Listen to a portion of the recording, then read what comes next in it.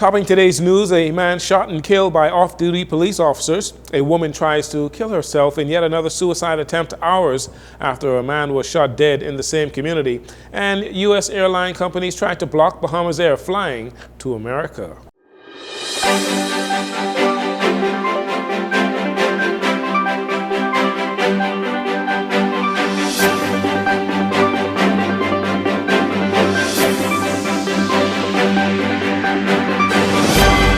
Good evening, Bahamas. I'm Jcn. This is your JCN Evening News.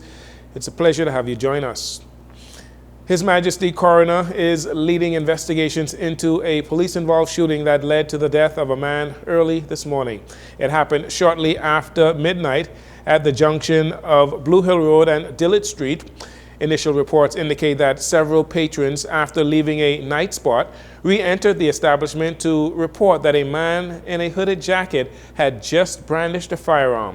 Off-duty officers who were patrons of the establishment went outside and saw a man who matched the description given in the Blue Hill Road area. They tried to stop him. The man reportedly produced a gun and opened fire on the officers. One of the police officers fired back using his service weapon. The man died at the scene. His pistol was confiscated. Investigations are ongoing.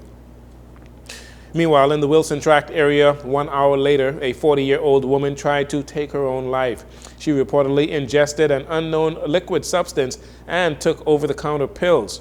EMS personnel transported the female to hospital for medical attention and evaluation. There have been several murders committed in the Wilson Tract area in recent times. However, it is unclear if they are related to this most recent suicide attempt. Investigations into this latest suicide attempt is ongoing.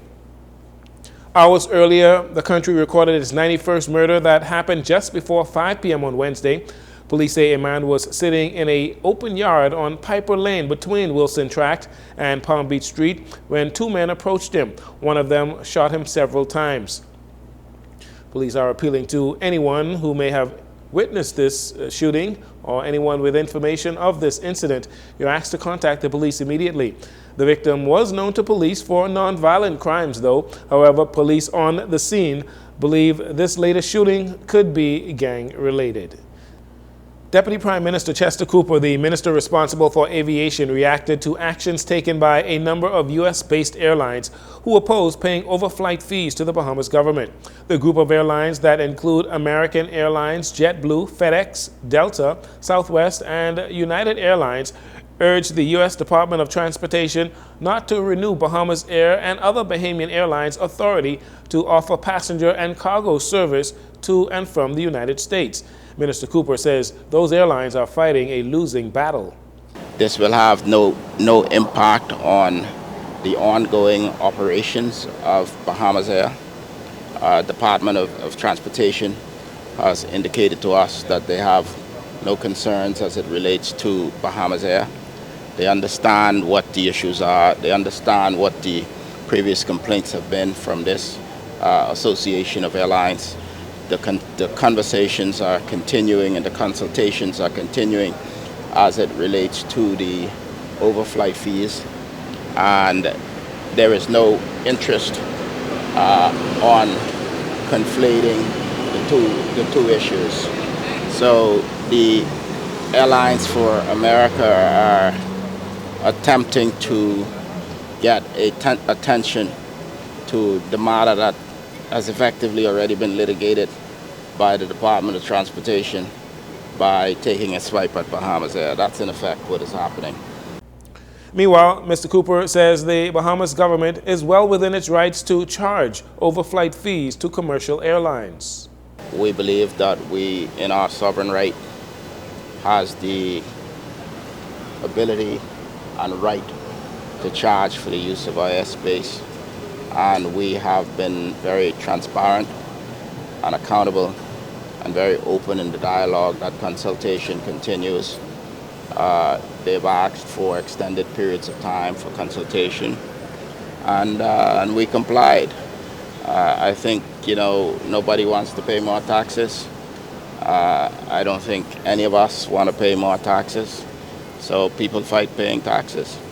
And in the reality of the matter, at the end of the day, Once we believe that we're being accountable, transparent, and there is cost relatedness to the services being provided, we are satisfied that the principles of our position will hold. In February of 2023, the U.S. Department of Transportation dismissed the U.S. group of airlines' initial complaint over the Bahamas overflight fees, finding they did not represent unfair practices.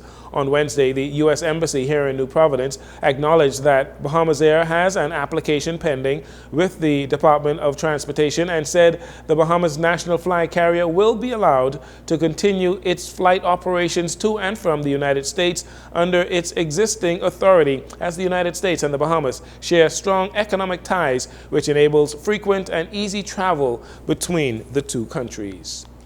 And finally, in this segment, it's been a real challenge trying to get the Grand Lucayan Resort in Freeport, Grand Bahamas sold. Several weeks ago, Prime Minister Philip Davis said the government was close to reaching a deal with a preferred buyer for that resort. Well, yesterday, outside the House of Assembly, members of the media tried to get an update on the sale of the resort from Deputy Prime Minister, the Minister responsible for Tourism, Investments and Aviation, Chester Cooper. He was cautious in his response. I'm going to look in the camera and I'm going to say this one more time. When there is money in the bank, I will have more to say about the Grand Lucayan Resort. Until then, I have no comment.